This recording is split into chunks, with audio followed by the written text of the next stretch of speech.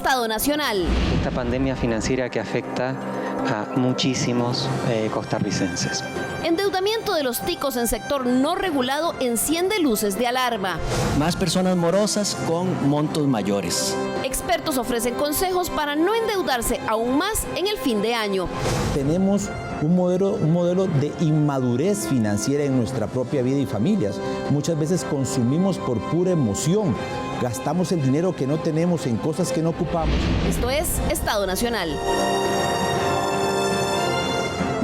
Muchas gracias por estar nuevamente con nosotros aquí en Estado Nacional. Agradecemos su compañía la mañana de los domingos. El día de hoy vamos a conversar sobre cuál es el estado de endeudamiento y morosidad de nosotros los costarricenses, pero más allá del sistema financiero nacional. Nos referimos al sector no regulado. Esto incluye las financieras, pero también el comercio al detalle. Estamos hablando desde ventas de electrodomésticos, tiendas de departamento, ferreterías o cualquier comercio que vende a crédito, y también en el tema de las telecomunicaciones.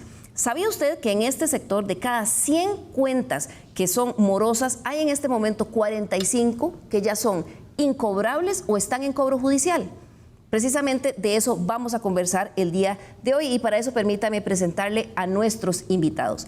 Está con nosotros el doctor Gustavo Cubillo. Él es profesor investigador de la Escuela de Administración de Empresas del Instituto Tecnológico de Costa Rica, quien realizó un estudio sobre el comportamiento de esas cuentas. Buenos días, doctor. Muchas gracias por estar con nosotros. Buenos días, muchas gracias por la invitación. Para mí es un placer estar acá y también mostrar un poco de lo que hacemos el tecnológico junto a la empresa privada con Equifax, tratando de entregar información para mejorar la situación crediticia de las personas. Así es, esa información muy valiosa que a nosotros nos pareció realmente muy interesante, porque nos sirve también para reflexionar sobre cómo manejamos los ticos nuestras finanzas. También está con nosotros el señor César Calomino, quien es gerente general de Equifax, una empresa dedicada a la información y manejo de datos. Esta empresa fue la que hizo un convenio con el Instituto Tecnológico para realizar este estudio, que en realidad es una radiografía, don César, del comportamiento crediticio de los ticos. Buenos días. Buenos días, exactamente. La idea un poco es dar difusión de cómo está la situación en el país, o sea, colaborar de alguna manera y ayudar un poco de alguna manera también con educación financiera a las personas, de promover sus finanzas personales, ¿no? De cómo endeudarse responsablemente, cómo promover el crédito sano.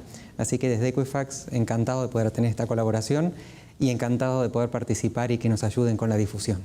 No, muchísimas gracias a ustedes. Y también para hacer de este programa, más allá de solo ver los datos, sino que también nos sirva para entregarle a las personas algunas herramientas que nos ayuden a manejar esas finanzas, está con nosotros también Roberto Astúa, quien es un coach, asesor financiero y es director de Finanzas con Visión, que en otras ocasiones aquí en Estado Nacional nos ha ayudado a hacer estas reflexiones. Buenos días, Roberto, gracias por estar con nosotros. Gracias, buenos días. Gracias a todos los que nos acompañan. Y es importante todas estas herramientas y estos datos que se van a exponer para que podamos tener conciencia de cómo deberíamos de comportarnos y conducirnos como compradores inteligentes, y que esto nos permita llevar un control de nuestras finanzas para poder tener una mejor calidad de vida emocional y financiera. Así es, y esta información es aún más relevante ahora en estos días que ya empezó a llegar a la mayoría de las personas dinero extra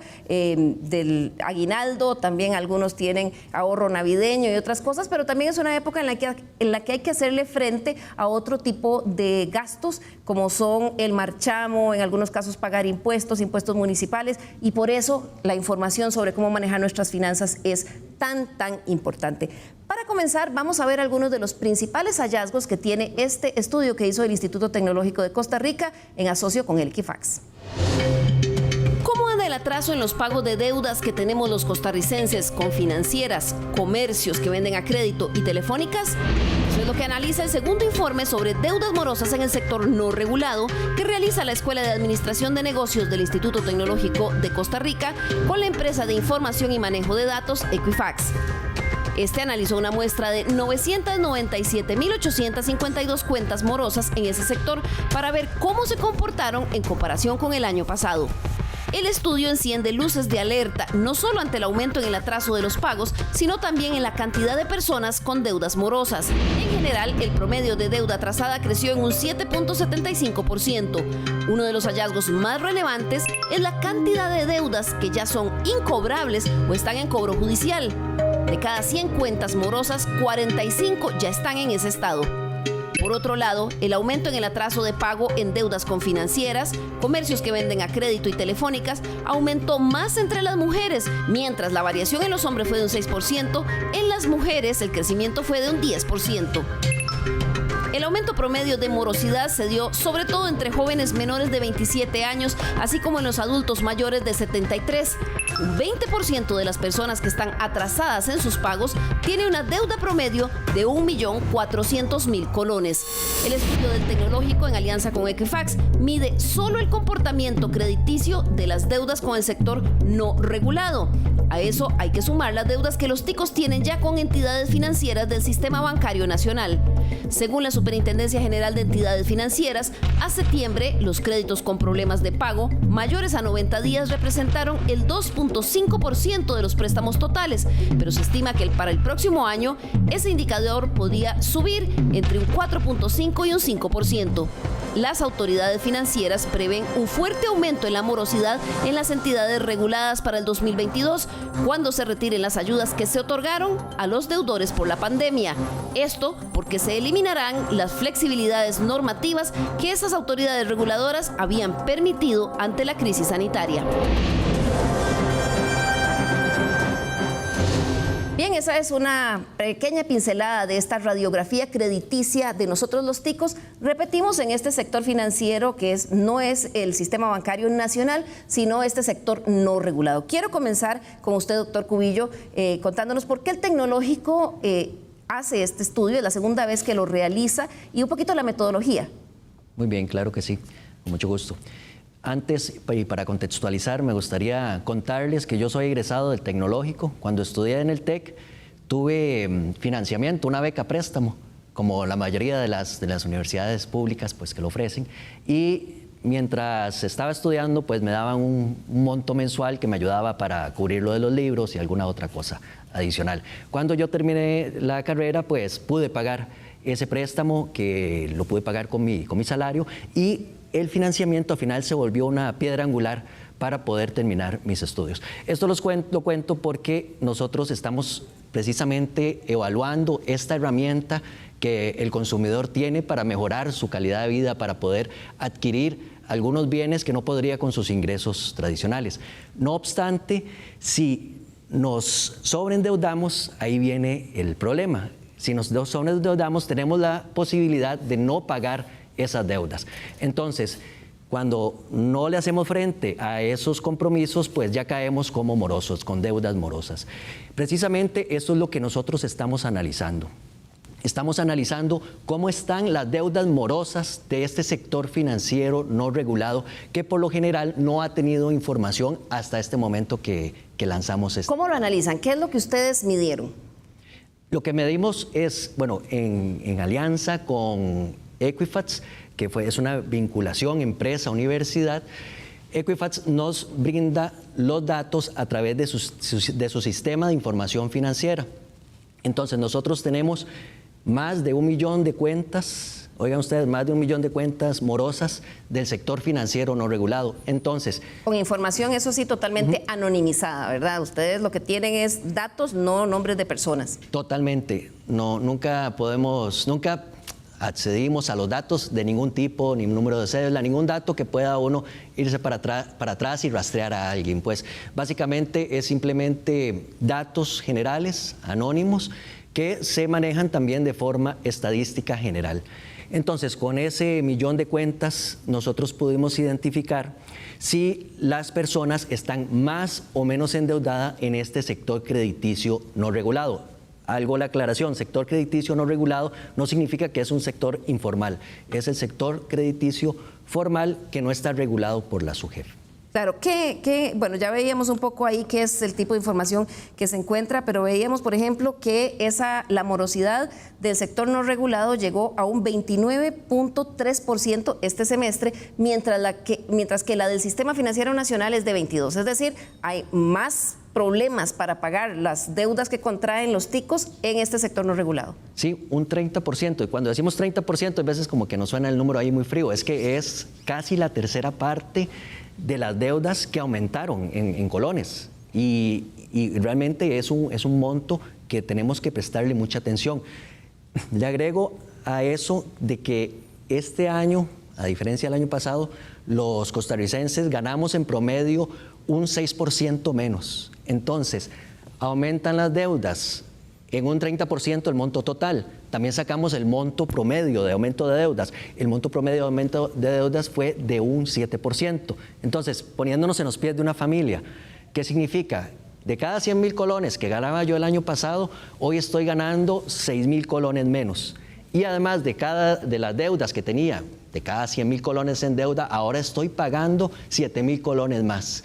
Y estos montos en sectores socioeconómicos, medios y bajos, puede ser un monto muy importante. Claro, ya ahí estamos hablando de cosas que empiezan a quitarle el sueño a las personas. Don César, ¿por qué el sector no regulado? ¿Por qué era importante tener información de este sector no regulado?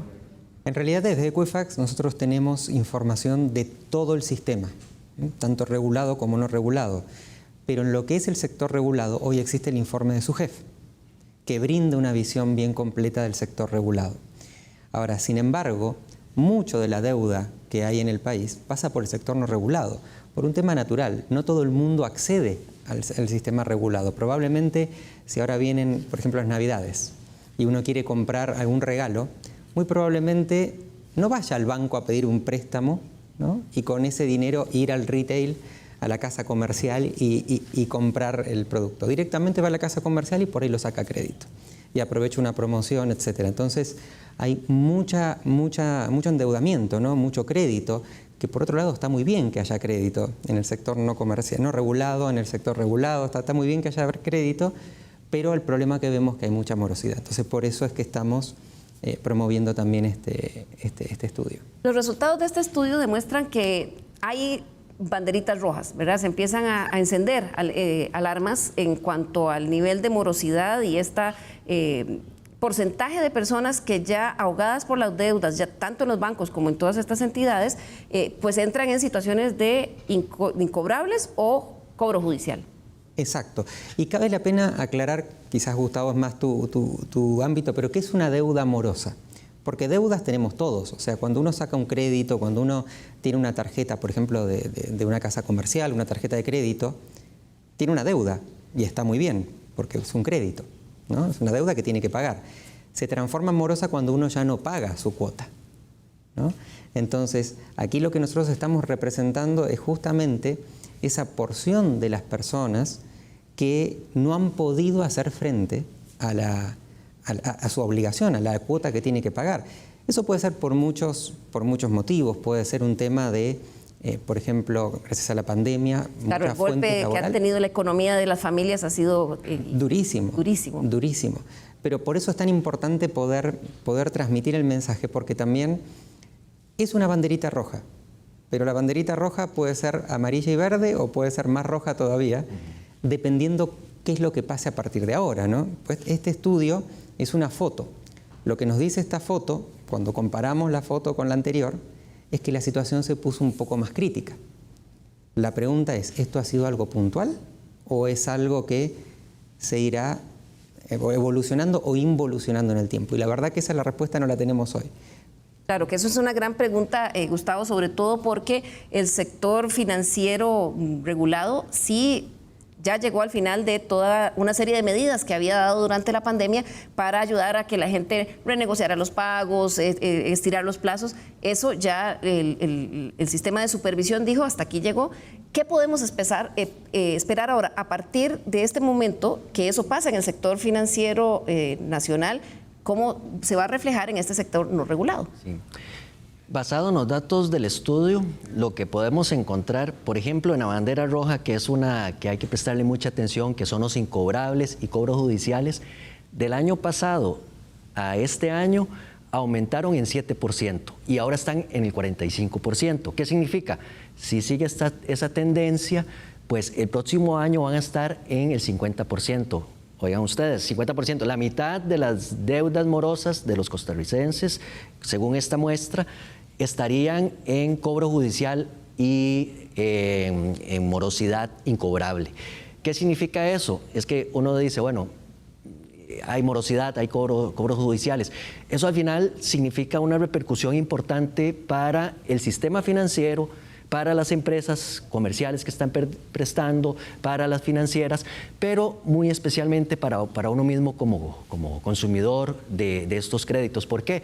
Porque cuando yo tengo un cobro judicial o una deuda incobrable, empiezo a tener menor capacidad de acceder a esos créditos, hasta llegar al punto, al extremo, de que yo pueda estar excluido de un sistema financiero, en este caso del sistema financiero no regulado. Entonces, al final me afecto también personalmente. Es una afectación completa social. Claro. Entonces, sí, adelante. Sí, no, quizás para complementar eso, es cierto que ha habido planes, ¿no? Y políticas públicas como para hacer alivios financieros. Pero al menos en nuestra experiencia, al menos que trabajamos mucho con el sector, tanto regulado como el no regulado también ha venido haciendo muchas acciones para tratar de tener alivio financiero. Por ejemplo, refinanciar las deudas, ¿no? Siempre nosotros decimos que si hay una familia que por ahí tiene sus ingresos que han disminuido, por el motivo que sea, laboral o por el motivo que sea, lo mejor no es dejar de pagar y ver qué pasa más adelante, es acercarse, por ejemplo, con esa telco, por ejemplo, con esa casa comercial y decir, sucedió esto, yo no puedo pagar ahora esta cuota, pero puedo pagar esta. Y en general se ha venido haciendo eso.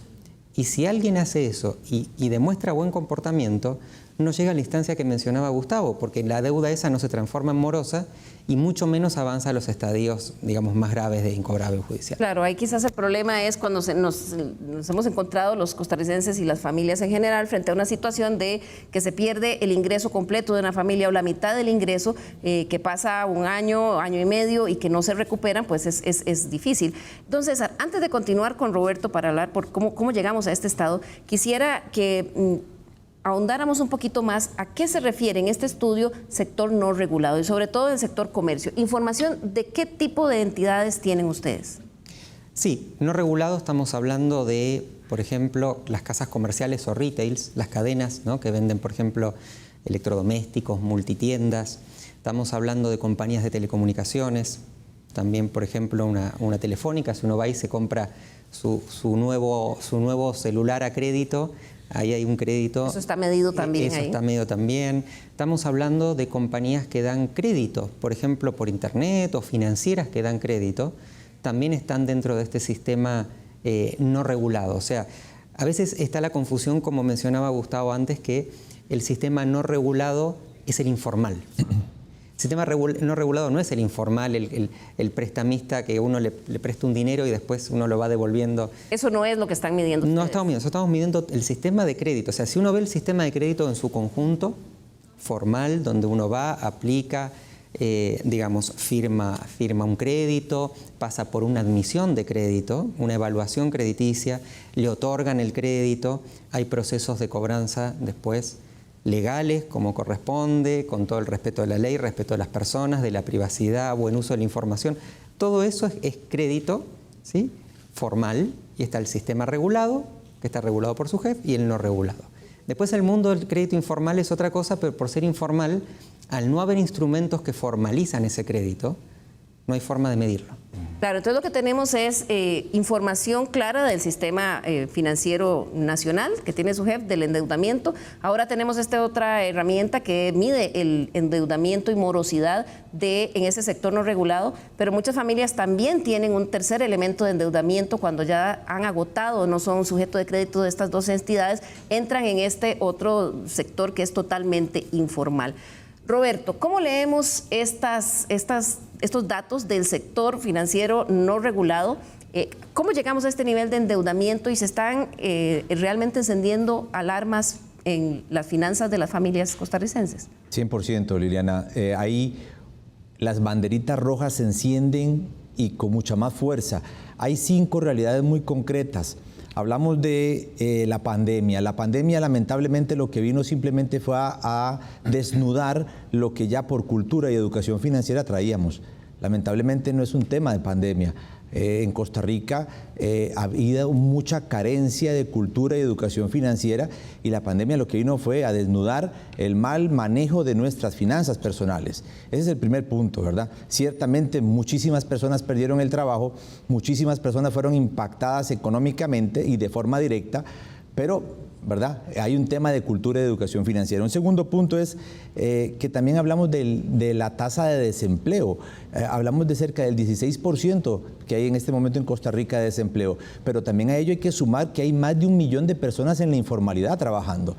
Y llevar a estas personas al modelo de formalidad involucra un proceso de educación para ver cómo están diciéndole al dinero a dónde tiene que ir en vez de preguntarse ¿y a dónde se fue? ¿Verdad? Un tema de presupuesto, de estructura, de orden. Tenemos un tercer punto, Liliana y amigos, es el hecho de que las entidades financieras, si bien es cierto, como lo comentaba, cerraron ya el tubito, ¿verdad? Ya el tema del beneficio fue cesado y claramente ahora vienen los procesos de cobro. Yo tengo que pagar, y si hoy por hoy mi índice de ingreso ha disminuido, pues claramente va a haber una afectación. Hay un cuarto punto, Liliana y amigos, es el hecho de que tenemos un modelo de inmadurez financiera en nuestra propia vida y familias. Muchas veces consumimos por pura emoción, gastamos el dinero que no tenemos en cosas que no ocupamos para aparentar lo que no somos. Así es. Y otra de las cosas que llamó la atención en este estudio, Gustavo, es el hecho de que donde más aumentó el endeudamiento es en personas jóvenes, menores de 27 años, ¿verdad? Y también en adultos mayores. Eso es lo que muestra la tendencia que ven ustedes en morosidad. Sí, hay un aumento generalizado en todas las edades, pero como lo expresa Liliana, doña Liliana, hay un aumento superior en las personas jóvenes por debajo de 27 años y parte de los adultos mayores. Nosotros nos preguntamos, bueno, ¿por qué pudo haber sucedido este aumento? Es difícil responderlo, no obstante, desde el tecnológico también hemos hecho otro tipo de investigaciones más cualitativas y nos encontramos 3 factores por los cuales el endeudamiento aumenta, y esto apoyando lo que dice don Roberto. Precisamente, uno de ellos es situaciones inesperadas. Entonces me quedo sin empleo, sucede algo de salud y entonces yo tengo que endeudarme y probablemente sobreendeudarme porque esa situación inesperada me lo requiere. Por otro lado, también se encuentra la situación de compras impulsivas. Entonces esto tenemos que hablar del comportamiento y ya eso es algo que sí me atañe a mí personalmente. Entonces, revisar cómo estoy haciendo y cómo estoy gestionando mis finanzas desde el punto de vista de lo que estoy adquiriendo y cómo estoy comprometiendo mi ingreso y mi flujo de efectivo, cómo lo estoy comprometiendo con un pago futuro. Entonces, las compras impulsivas es uno de los problemas. Otro de los problemas del sobreendeudamiento son las situaciones inesperadas. Y finalmente, algo que minimiza la situación es si hay educación financiera. Entonces, cuando hay educación financiera, pues yo logro controlar mejor mis finanzas. Y por eso precisamente es que hoy venimos acá a presentar el informe de deuda morosa. ¿Por qué? Porque la educación financiera inicia de la información. Tener información no solo del sector, sino a nivel personal. Así es, don César. Y es que cuando uno está frente a estas cifras, uno dice, bueno, es que las benditas deudas o las malditas deudas. El crédito en sí no es malo, el crédito es una herramienta para lograr cosas. El problema es cuando el crédito se nos sale de control. Sin duda, el crédito es uno de los principales factores para el desarrollo de las familias y desarrollo de los países. O sea, un sistema sin crédito no existiría, digamos, ¿no? Sería muy duro.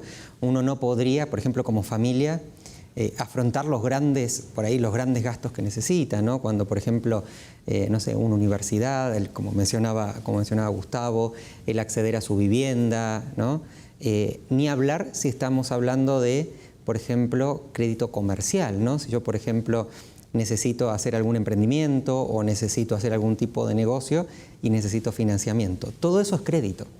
Todo eso es crédito. Ahora bien, la pregunta es, ¿cómo se promueve el crédito sano? educación financiera es uno de los factores, ¿no? Por supuesto. Estar atento y tener mecanismos ante coyunturas, también que pandemia es un caso puntual y extremo en todo el mundo, en todos lados, ¿no? Pero también sucede con las crisis. Y también hay otros temas que por ahí tienen más que ver con el sistema crediticio en sí, que es contar con sistemas de información completa. Nosotros, desde Equifax, estamos tratando de modernizar un poco, ¿no? a Costa Rica y, digamos, trabajando con distintos actores para traer este concepto de información completa que hace más de 20 años que está en la región. O sea, vamos a ir a una pausa y ahora que volvamos vamos a conversar sobre eso porque creo que esa sí es una herramienta que el país necesita para gestionar mejor el endeudamiento de las familias. Vamos a esta pausa y ya regresamos también con algunos tips para que usted aprenda a manejar sus finanzas, sobre todo ahora que es época de mucho gasto.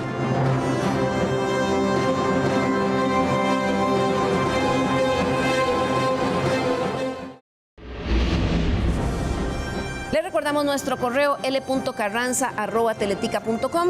Escríbanos, nos interesan mucho sus opiniones, sugerencias y críticas también.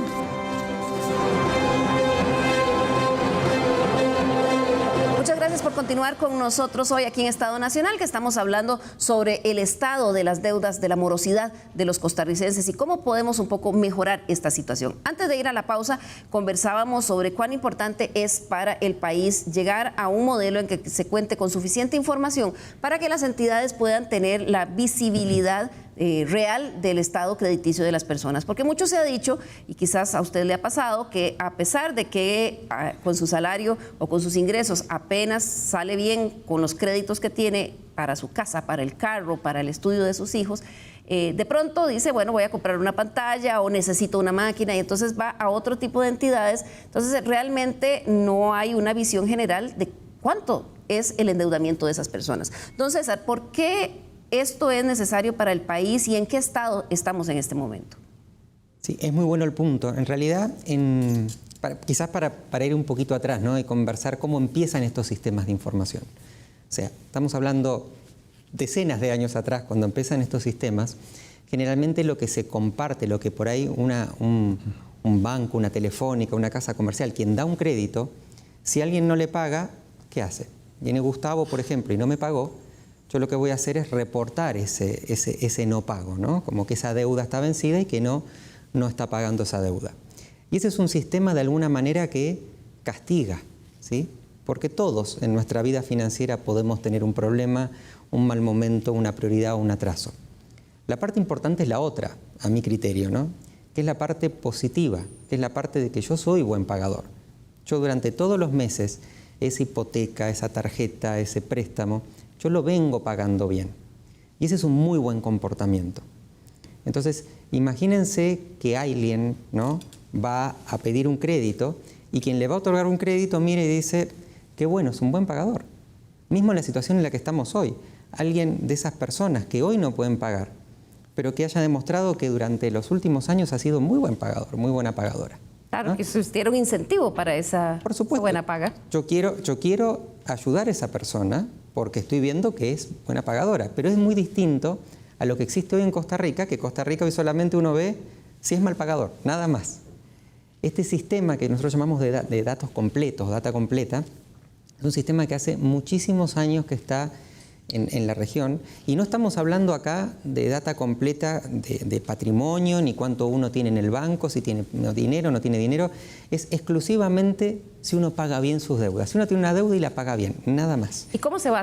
¿Quién manejaría esa información? ¿Cómo se gestiona? ¿Y en qué estado está Costa Rica? En general, en los sistemas, en los países, en todos los países de la región y del mundo, diría yo, ¿no? Pero de la región, para ponerlo más cerca, generalmente conviven dos tipos de sistemas. Uno que son sistemas coordinados por el propio Estado, que lo que hace es, en su rol de regulador, toma información y la comparte con el sistema. Siempre estamos hablando con los principios de privacidad, seguridad de la información, trazabilidad, no estamos hablando de publicarla en Internet.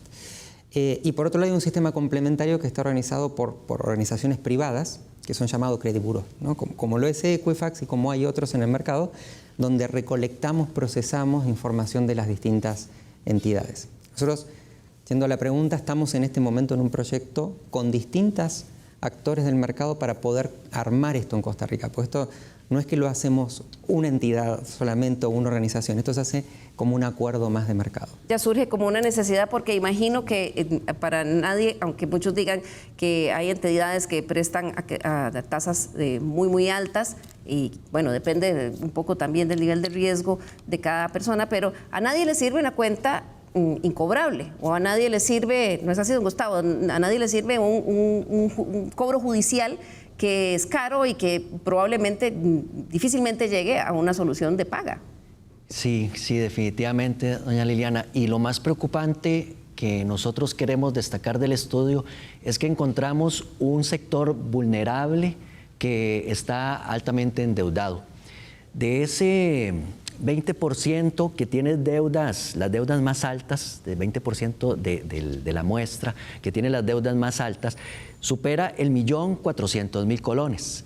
Y dentro de ese 20% hay 2 personas de cada 10 que están en niveles o que viven en distritos que tienen niveles socioeconómicos bajos o muy bajos, más bien muy bajos. O sea, hay 2 personas de cada 10 de los sectores más vulnerables que el ingreso mensual empieza en los 50.000 colones. Entonces, podemos hacer la equivalencia, ¿verdad?, de 1.400.000 colones de deuda con un ingreso que es un ingreso muy bajo. Entonces, hay un sector de la población que es vulnerable y que está cayendo también en este sistema precisamente de deudas morosas, ¿verdad? Y entonces, ¿qué es lo que pasa?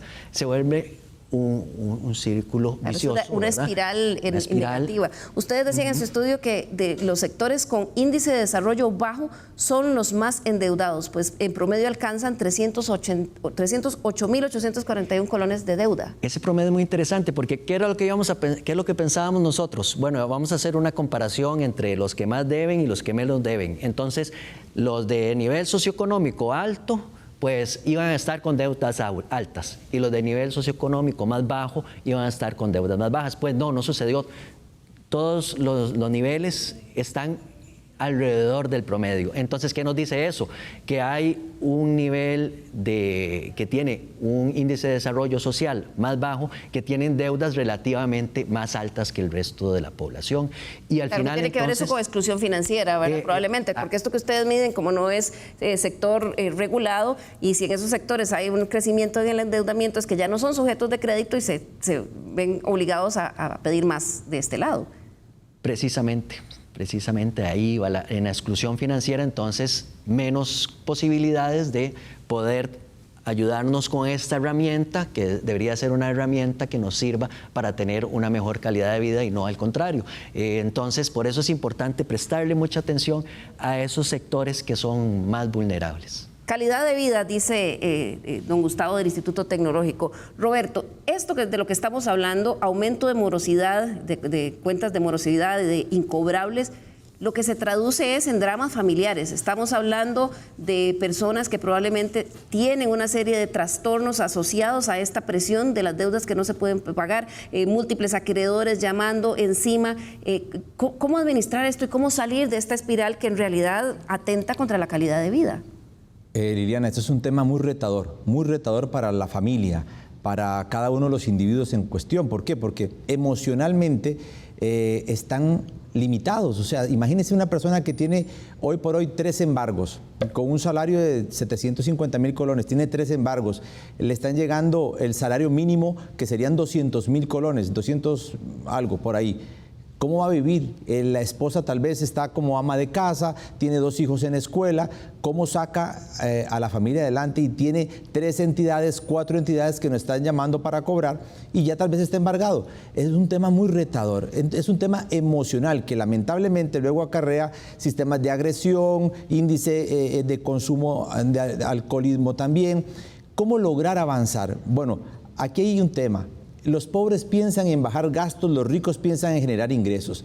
Debemos de hacer las dos cosas. Bajamos gastos, Roberto, pero si no tengo ingresos, ¿cómo voy a bajar gastos si ya no tengo? Generemos ingresos. Trabajemos 8 horas por el salario y medio tiempo por la fortuna. Sí, Roberto, pero no tengo trabajo. ¿Cómo hago? Bueno, pues entonces descubre tu talento y a partir del talento desarrollas, lo pones al servicio de los demás y generas ingresos. Hay muchas formas de hacerlo. Y el otro día en este programa les platicaba, yo llegué a tener un nivel de endeudamiento de 85 millones de colones en deudas en tarjetas de crédito. A la fecha, ciertamente hemos logrado pagar más del 65%. Es un tema retador. También tuve préstamos con 2 colombianos, préstamos gota a gota, pero hemos logrado avanzar. Aquí no hay excusa, sí se puede. ¿Cómo se sale, Roberto? Porque el caso suyo lo habíamos conversado, pero retomémonos un poquito. O sea, ¿cómo se llega a 85 millones de colones de deuda? ¿Era en cosas de capital o era solo gasto? ¿Cómo se da usted cuenta de eso y cómo se trata de revertir una trayectoria de deuda de ese tipo? Ese tema es muy retador. ¿Por qué? Porque en este caso mi persona llegó allí por un tema de querer llenar vacíos y tal vez por querer aparentar lo que no era, por querer figurar ante el entorno. Por eso decía yo, a veces gastamos el dinero que no tenemos en cosas que no ocupamos para aparentar lo que no somos. Mucha gente dice, voy a llenar el vacío. Otros, por ejemplo, comen. Yo llegué a pesar 120 kilos, yo fui obeso mórbido. Y a la fecha hemos perdido 42 kilos, porque tratamos de llenarnos, y no tenemos que llenarnos, debemos de sanar nuestros vacíos emocionales. Cuando aprendemos a madurar, y eso es un tema serio, maduramos como personas, aceptamos, incorporamos a nuestra vida nuestras carencias y las aceptamos y podemos vivir con ellas, entonces empezamos a iniciar un proceso evolutivo. En Finanzas con Visión nosotros hablamos de evolución financiera.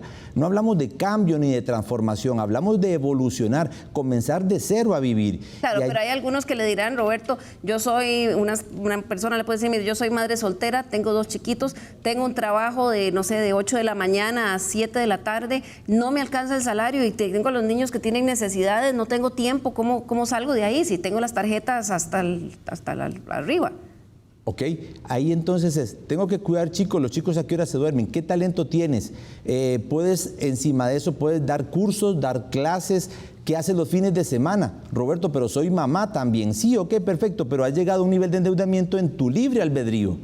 En tu libre albedrío has llegado al nivel de endeudamiento, entonces ahora hay que hacer acciones correctivas drásticas. Y sí, ciertamente hay que sacrificar tiempo para poder avanzar, porque el pobrecito es pobrecito. Y en Costa Rica lamentablemente tenemos la cultura del pobrecito. Cerremos esa brecha de la cultura del pobrecito y lo que más nos cuesta al tico es la disciplina. ¿Por qué? Porque nos cuesta mucho entrar en orden, en estructura, ser determinados, ser coherentes, consistentes, consecuentes y prudentes. Nos cuesta mucho. La autodisciplina nos lleva a nosotros a entrar en modelos evolutivos de cambio estructural. Y esto se lo digo a la madre soltera tanto como al que no tiene trabajo. Estamos hablando hoy en Costa Rica hay 402,000 personas sin trabajo registrado por el INEC, más 1 millón de personas que en este momento trabajan en informalidad. Bueno, ¿cuántos de estos, de los que trabajan en informalidad, están descubriendo su talento, poniéndolo al servicio de las demás personas y generando recursos? Trabajando a través de Simpe Móvil, por ejemplo, y generan recursos también. Ahora, ¿qué pasa con nosotros 402,000 personas que no tienen trabajo? Están esperando que el gobierno dé algo. ¿Yo qué estoy haciendo para generar mi propio ingreso? Olvidémonos del gobierno. ¿Yo qué estoy haciendo? ¿Cuántos cursos estoy llevando en el INA? ¿Cuántos cursos gratuitos? Hay 280 cursos que están en el INA. Claro, usted lo que habla es de buscar alguna forma de generar recursos, pero menciona algo que es muy importante también, que es tomar conciencia. Don César, ¿cómo es que tomar conciencia? Porque quizás cuando uno ve esos niveles de aumento de incobrables y de juicios por incobrables, lo que se imagina es, bueno, la persona realmente ya no pudo pagar o simplemente metió la cabeza en la arena y prefirió ignorar lo que está sucediendo. Exactamente. Ahí lo primero, como tú mencionas, es tomar conciencia. Tomar conciencia es partir desde algo muy básico, que es ¿puedo o no puedo pagar? Y no endeudarme más de lo que puedo pagar. Y es un proceso. Imagino que uno no llega a tanta deuda de un día para el otro. Generalmente es un proceso en el cual... Exactamente, en el cual uno en algún momento tiene que tomar conciencia, que yo creo que es lo primero que sucede. Nosotros desde Equifax un poco reflexionamos a partir de este estudio de decir cómo podemos ayudar, cómo podemos colaborar con cada una de las personas para ayudarlos a tomar conciencia, a conocer un poco más. Y ahí un poco lo que pensábamos en esto, en el tabú del reporte de crédito, ¿no? O sea, la herramienta esta con la cual a uno generalmente, lo primero que hacen, mirar el historial de crédito o el famoso score de crédito, ¿no? Uno piensa, bueno, eso lo tienen los bancos, yo no tengo idea qué es y como que no tengo control, ¿no? Eso es lo que por ahí una vez como una persona piensa. Y sin embargo eso no es así. Debería importarnos, deberíamos los ticos decir, ¿cuál es mi estado? ¿Cómo me ven la financiera o cómo me ven los bancos? Por supuesto, y eso es en todos los aspectos de la vida. Uno por ahí a nivel quiere empezar un deporte, lo primero que hace es un estudio, o debería hacerse un estudio para ver si puede hacer ese deporte y no lesionarse. Si uno de repente va a moverse a tal lugar, seguramente entra a alguna aplicación, pone como Waze o Google Maps y dice a ver cuánto demora en llegar. Sin embargo, cuando uno va a tomar un crédito, va y lo saca y no mira cómo está. Entonces, ahí nosotros lo que hicimos fue poner a disposición un sitio que se llama pandemiafinanciera.com. La idea es frenar esta pandemia financiera, que es este aumento de la morosidad. Vamos a verlo ahí en pantalla, el Pandemia Financiera. ¿Qué es lo que se puede hacer? Ese es el sitio. Exacto. Que es www.pandemiafinanciera.com. Exactamente. Ese es un sitio nuestro que lo que hace es, le permite a todas las personas acceder en forma completamente gratuita a su historial crediticio. Acá vale la pena, digamos, destacar dos temas. El primero es, sugerimos también que lean, ahí están los términos y condiciones acerca de la información, o sea, que una persona acceda a su reporte de crédito es simplemente para que acceda y nosotros ahí ponemos bien claro cuáles son los términos y condiciones y el tratamiento de uso de datos que le damos. Porque las personas ingresan ahí y en esas casillas, vamos a ver, primero, cuando las personas que quieran hacer esto voluntariamente, sí, porque esto lo que les permite es ver cómo está su estado de crédito, cómo lo están viendo las entidades financieras y no. Pones su información que es personal ahí, tiene que poner nombre, apellido, teléfono, cédula. Ustedes dicen que cuando la persona hace eso está dando un consentimiento de que esa información es suya. ¿A qué consienten las personas cuando deciden poner los datos ahí? O sea, lo que nos están permitiendo es hacer el tratamiento de su información. O sea, nosotros a partir de que uno hace clic ahí, vienen dos etapas muy importantes. Y la primera es una serie de preguntas. No le vamos a pedir información a ninguna persona, simplemente vamos a poner preguntas en pantalla que la persona va a tener que responder. Esas preguntas están basadas en la información que está en la base de datos de Equifax. Información legal, trazable, pública, aportada por privados también. Que les permite a ustedes verificar que, por ejemplo, yo entré ahí, entonces dice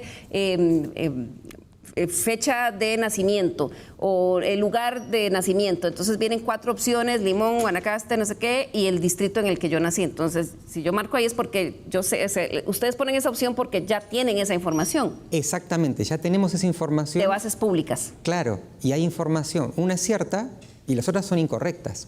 Y lo que busca hacer, y después hay 2 o 3 preguntas, no es una sola, lo que se busca hacer con eso es que si de repente yo quiero acceder a la información de Gustavo, y pongo los datos de Gustavo, seguramente no voy a poder responder esas preguntas. Claro.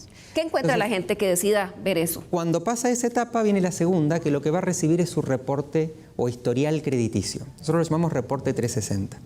Y ahí tiene toda la información que está disponible en la base de datos de Equifax. Toda. Desde si hay morosidad, las deudas que están reportadas, los datos de contactabilidad. Y algo que es muy importante... ¿Tiene cuánto le debo y a quién? No cuánto le debo a quién, simplemente si dejé de pagar algo y a quién. Ok, ahí es un reporte de morosidad. De morosidad, exactamente por lo que hablábamos antes. La data completa sí diría a quién le debo y por cuánto. Esa es privada y como no existe data completa todavía en Costa Rica, solamente es morosidad. Perfecto. También hay información de fuentes públicas, por ejemplo, si uno tiene un carro, si uno tiene una propiedad. Eso es todo fuentes públicas, digamos. Perfecto. Y también está el score, que el score es como una especie de puntaje que resume todo ese historial crediticio. Es simplemente un resumen. Y asociado, ese es el segundo tema importante. Y asociado a todo esto está nuestro sitio, que es el sitio de Equifax, aquí, que hay toda una batería de herramientas de educación financiera. Vamos a verlo ahí de nuevamente, si Jason nos ayuda, y si lo abrimos nuevamente la página, creo que hay una cejilla arriba. Claro, consejos de salud financiera. Consejos de salud financiera. Y si las personas abren ahí, van a encontrar una serie de consejos de cómo manejar el aguinaldo, las deudas, compras inteligentes y ese tipo de cosas. Exactamente, exactamente. Y supongamos el caso que alguna persona dijera, esto que estoy viendo en mi reporte de crédito, no estoy de acuerdo. No es cierto que estoy morosa con esa entidad. No es cierto. Ya lo pagué. O en realidad que puede pasar eso, ¿no? Yo lo pagué, pero lo pagué por este lugar y no me lo registraron y lo vengo peleando hace rato. O sea, situaciones puede haber varias.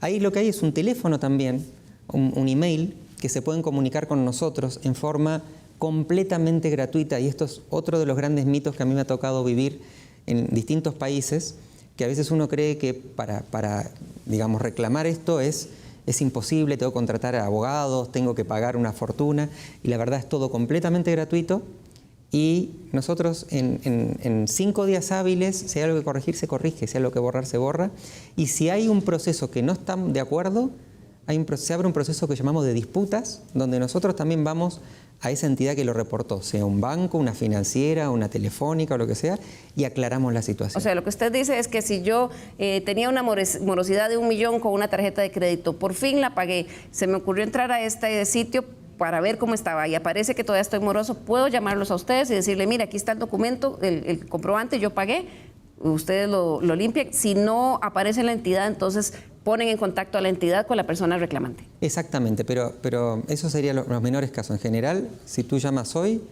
viernes, lunes de la semana que viene, a más tardar, ya eso no está más. Claro. Gustavo, ¿por qué es importante tener esta información? En el estudio que ustedes hicieron hablaban que el 20% de las personas tienen una cuenta morosa promedio, el 20% de estas cuentas que ustedes analizaron, que están morosas, del 20% de todos esos morosos tienen cuentas promedios superiores al 1.400.000 colones. 1.400.000. Y le agrego algo, el 63% de las personas que tienen cuentas morosas pertenecen a sectores socioeconómicos medios y bajos. En ese sentido, podemos decir que hay una gran mayoría de personas que estamos en esta clase media, pues que estamos viéndonos afectados por un crédito moroso que nos puede estar cerrando puertas. Entonces, ¿por qué es importante el informe? El informe es importante, es como decir, voy a arrancar con educación financiera y voy a hacer un diagnóstico para ver cómo estoy. Ese diagnóstico ya está hecho y nosotros desde el tecnológico realmente nos sentimos muy satisfechos de que en esta alianza con Equifax se haya logrado sacar ese informe para el consumidor, para que ustedes lo tengan de forma gratuita. Ya yo saqué el mío, de hecho me di cuenta de una cuenta que aparece ahí y que ya no debería aparecer. Entonces voy a hacer la gestión y eso es muy bueno. ¿Por qué? Porque ya yo puedo controlar lo que están viendo los bancos y entonces puedo utilizar ese informe más bien como una herramienta a mi favor. Claro. Roberto, vamos a ir viendo con usted algunos tips que usted mencionaba. No, usted me dijo que había 11, no sé si nos va a dar tiempo de ver los 11. Vamos a ir viendo por lo menos los más importantes de una forma muy puntual. Ya le digo, número 1, usted me dice cuál y los vamos analizando rápidamente. Número 1. Número 1. Estas claves son para un comprador inteligente. Elabore un presupuesto y sobre todo defina cuáles son los objetivos de este presupuesto. Número 2. Saber diferenciar entre necesidades y deseos. ¿Realmente lo ocupo? Número 3. Investigue y pregunte. Eso está hablando usted de comparar precios. Correcto. Número 4. Aproveche los descuentos. Si va a comprar, aproveche los descuentos. Busque cuáles son las mejores oportunidades que le está dando el mercado para poder adquirir un producto en una buena condición. Claro. Número 5. Consulte las opiniones de otros compradores. ¿Dónde lo conseguiste? ¿Qué precio tenía? Pregunte. ¿Por qué eso es importante? Porque te permite tener una visión clara, un abanico de poder adquirir un producto que tal vez lo ocupo en este momento, que lo vi más caro en un lugar y que mi amigo, mi primo, mi hermano lo consiguió más barato. Esta forma de poder comparar a través de las compras que hizo otra persona. Esto es importante, ¿no? También. Número 6. Compre productos con garantía. A veces compramos artículos que no tienen garantía, se nos descomponen y entonces, ¿cómo logramos, verdad, subsanar este tema? Compre productos que tengan una garantía. Claro, ahí se evita usted el desperdicio de recursos innecesarios. Correcto. Número 7.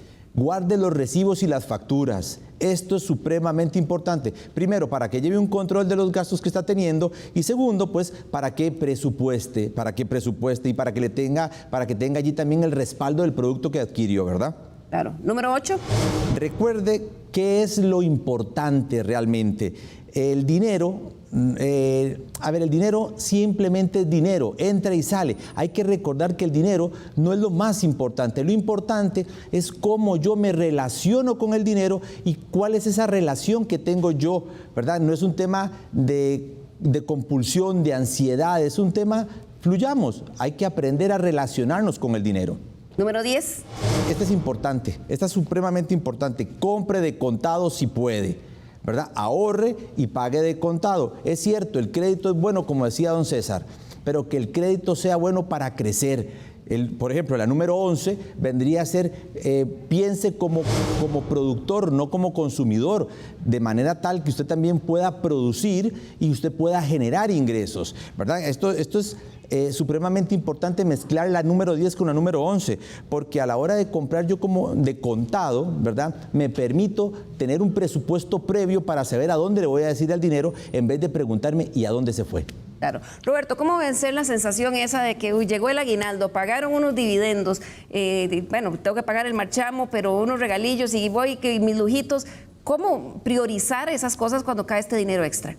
Liliana y amigos, lamentablemente hay una frase que para mí es fatal, la maldita frase de la cuesta de enero.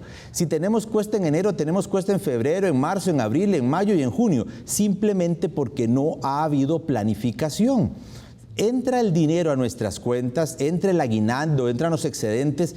Hay un tema emocional, cómo yo conecto conmigo, ¿verdad? Para que emocionalmente esto no me afecte, el hecho de que hoy voy a tener el doble de mi salario. Presupueste, pregúntese realmente qué es lo más importante para usted, qué ocupa, no qué es lo que necesita, ¿verdad? Y haga un presupuesto. Un punto importantísimo, Liliana y amigos, es hable con su cónyuge, hable con su pareja, meta a sus hijos a esta conversación donde ellos también comprendan cuál es el desarrollo financiero de la familia, invítelos a ser parte de esto y que haya un presupuesto familiar. Si no hay comunicación, lejos estamos de tener una sana y fluida accionar financiero. Es cierto, entre el dinero, bueno, presupueste, enfóquese en qué es lo que verdaderamente ocupa, reserve dinero para los meses que vienen, para la entrada a clases, para enero, febrero, marzo, divida ciertas porciones de dinero para momentos importantes durante el año. Incluso, les doy un tip, las entidades financieras tienen instrumentos financieros como el back-to-back, ¿verdad? Donde yo entrego una porción de mi dinero, se hace un certificado a plazo y este certificado sirve como garantía líquida para un crédito. El costo financiero es muy bajo y con este crédito puedo salir a pagar créditos más caros. Una alternativa para que usted pueda también administrar su ingreso y el dinero que le va a llegar ahora. Ya para terminar, Roberto, una reflexión final, porque nos decía Gustavo que la morosidad aumentó sobre todo en menores de 27 años y adultos mayores. Y mencionábamos, bueno, ¿por qué esto está sucediendo en esas dos poblaciones? ¿Qué puede estar pasando sobre todo en ese aumento de endeudamiento y morosidad de adultos mayores? Aquí hay un tema muy retador. Lamentablemente se puede estar dando que los adultos mayores pueden estar viviendo dos realidades. Una, agresión psicológica. Si el hijo que le pide al papá, que en este caso es el adulto mayor, ¿verdad?, que le ayude a subsanar temas de tarjetas de crédito, temas de créditos hipotecarios, y, ¿verdad?, ahí hay un tema de presión psicológica. La otra, que va de la mano con ella, es el hecho de que el hijo le dice al padre: papá, voy a sacar a mi hijo del kinder porque no puedo pagarlo. El abuelo que dice: no, jamás. Tipo de chantaje. Exactamente, y le afecta allí directamente, ¿verdad? Ahora, esta parte en los adultos mayores, y está tipificado en la ley, ¿verdad?, el tema de la agresión psicológica a los adultos mayores. Esto puede darse enmarcado por allí. El otro punto que comentaba usted, Liliana, es de las personas que tienen una edad inferior a los 27 años. Allí yo me enfoco en un tema de educación financiera. Una persona de hoy de 25 años que tiene un índice, un incremento en su nivel de endeudamiento, hace 10 años tenía 15 años. ¿Cómo fue formado? ¿Cómo fue programado financieramente? ¿Qué le enseñó el papá? Yo tengo 48 años, tengo un hijo de 14. ¿Cómo le estoy enseñando a mi hijo hoy de 14 años a crecer financieramente saludable? Ahí es donde se sientan las bases de un manejo responsable de las finanzas. En la familia. Así es. En la familia y en la educación financiera que se le debe dar a los hijos. Es una cosa que necesitamos poner también como una prioridad, sobre todo después de una emergencia.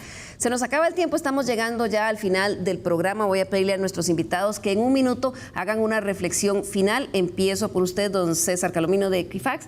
Sobre todo, muchas gracias por permitirnos trabajar con este estudio, porque la verdad que la información que tienen ustedes con el tecnológico es de muchísima utilidad. No, muchas gracias y gracias también por el espacio y por participar.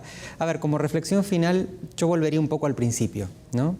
Estamos en un momento, yo creo que es clave, con un aumento de la morosidad evidente y, como decíamos antes, no sabemos qué puede pasar en el futuro. Ahora, ¿qué va a pasar en el futuro? Va a depender de todos nosotros, ¿sí?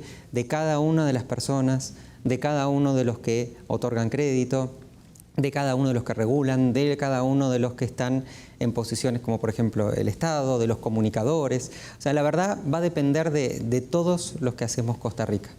Entonces, el mensaje para mí es el incremento de incobrables, el incremento de juicios no le sirve a nadie.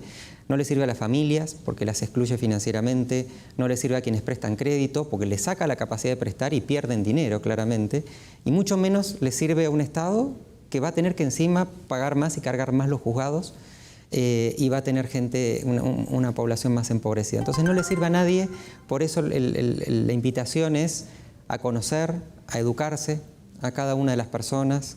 Creo que los consejos fueron muy válidos, muy potentes lo que se habló hoy aquí.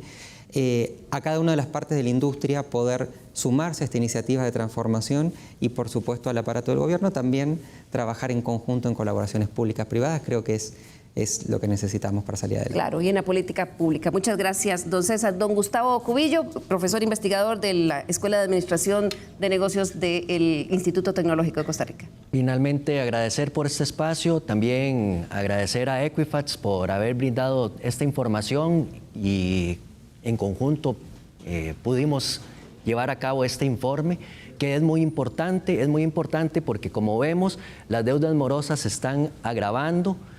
Pero, ¿qué necesitamos? Necesitamos reactivación económica. Retomo lo que decía César, eso es una labor de todos, es una labor del gobierno con reactivación económica, de las cámaras empresariales para generar también empleo, pero muy importante también es una labor individual.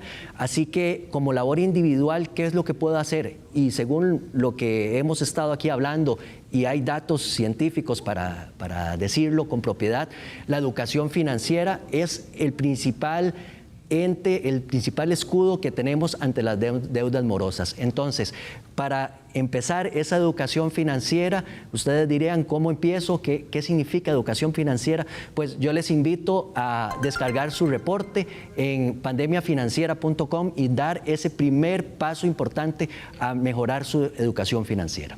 Muchísimas gracias, Gustavo. Y concluyo con usted, Roberto Astúa, de Finanzas con Visión. Gracias, Liliana. Hay 3 aspectos en los que quiero cerrar. 1, si bien es cierto, el informe decía que el 62% ignora las consecuencias de tener manchas en su historial crediticio, ese 62% de personas que ignoran ello es porque claramente carecen de la información, carecen de conciencia, de darse cuenta cómo puede repercutir la falta de esta educación financiera en un futuro. Esto es supremamente importante. El segundo aspecto es que debemos dejar de satanizar los productos también de crédito, ¿verdad? Las tarjetas de crédito son un excelente producto, los créditos son excelentes productos. Ahora, lo que tenemos nosotros es aprender a usar la tarjeta de crédito. Si usted no lo sabe, búsquenos en Finanzas con Visión, perfectamente le podemos ayudar a enseñar a usar una tarjeta de crédito, a enseñarles a invertir, a ahorrar, a tener una estructura financiera. Y el tercer punto, y cierro con ello, decía Gabriel García Márquez, un país bien educado es un país libre. Yo diría que una familia educada emocional y financieramente llega a ser una familia libre. Un mensaje poderoso de cierre. Muchísimas gracias, Roberto, y gracias a nuestros invitados de hoy. Este es un tema en el que Estado Nacional pues le gusta hacer aportes, porque en realidad la educación financiera es algo que hemos dejado de lado, pero que afecta día a día a las familias costarricenses. Nos vamos. Muchísimas gracias a ustedes en sus hogares por acompañarnos también. Nos vemos el próximo domingo aquí en Estado Nacional.